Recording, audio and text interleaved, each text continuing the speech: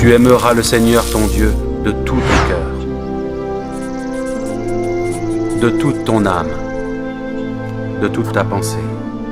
Bonjour, bienvenue dans cette autre capsule de En peu de mots. Aujourd'hui, je veux parler du salut, le salut de l'âme par la repentance et la foi en Jésus-Christ pour un chrétien. Donc, le salut de l'âme par la repentance et la foi en Jésus-Christ pour un chrétien, c'est effectivement l'étape la plus importante de la vie du chrétien. Mais ce n'est pas une fin en soi, mais plutôt c'est le commencement de la vie éternelle.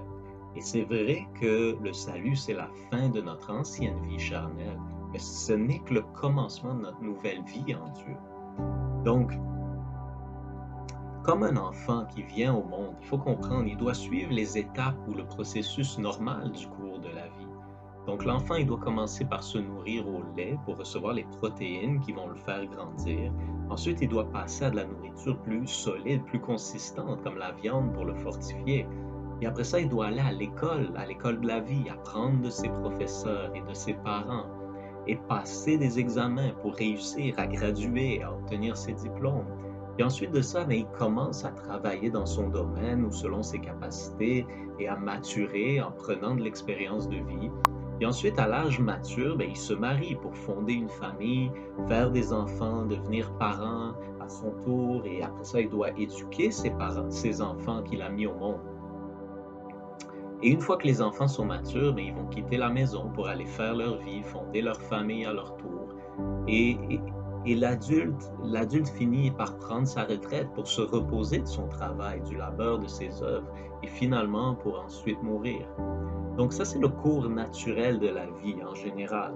Mais la vie spirituelle en Christ, elle est similaire dans un certain sens sur plusieurs aspects au cours naturel de la vie. Et lorsqu'on obtient le salut par la foi en Jésus-Christ, on commence par renaître à nouveau et on doit se nourrir du lait de la parole de Dieu pour recevoir les protéines qui vont nous faire grandir spirituellement. Et ensuite, on passe à la viande qui sont les vérités plus profondes des choses de l'esprit, les choses plus lourdes, les profondeurs de l'esprit que le Saint-Esprit nous enseigne au fur et à mesure qu'on marche avec Christ. Ensuite, on devient disciple du Christ. On se met à l'école du Maître et on apprend les voies du Maître et les voies de Dieu et on apprend des anciens de l'Église. Et après ça, on passe des épreuves de la foi pour graduer en stature spirituelle. Et ensuite de ça, on commence à travailler à notre appel dans l'œuvre que le Seigneur nous a appelés à cette grande commission et à maturer spirituellement en gagnant de l'expérience. Et jusqu'au moment où on finit par se donner totalement à Dieu, ou si on veut, on se marie avec Christ. Et on devient un parent spirituel à notre tour en faisant des enfants spirituels, en faisant d'autres disciples à notre tour. Et on éduque ces disciples-là, on leur enseigne les voies du Seigneur. Et quand ces enfants-là spirituels sont matures, à leur tour, ils quittent la maison pour aller fonder leur famille spirituelle à leur tour.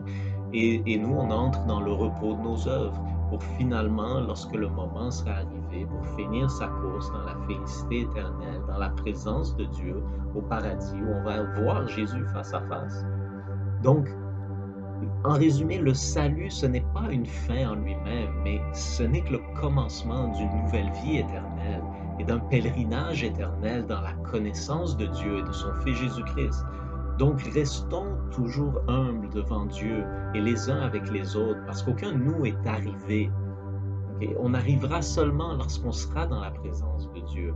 Et comme on est tous à des étapes différentes de nos vies terrestres, on est aussi tous à des étapes différentes de notre vie spirituelle et on aura toujours à apprendre les uns des autres et à grandir dans la connaissance de Dieu et de son Fils Jésus jusqu'au jour où nous le verrons face à face. Donc, demeurons humbles à toute étape de nos vies terrestres et de nos vies spirituelles et continuons à apprendre et à grandir humblement dans la connaissance de Dieu. Alors que Dieu vous bénisse.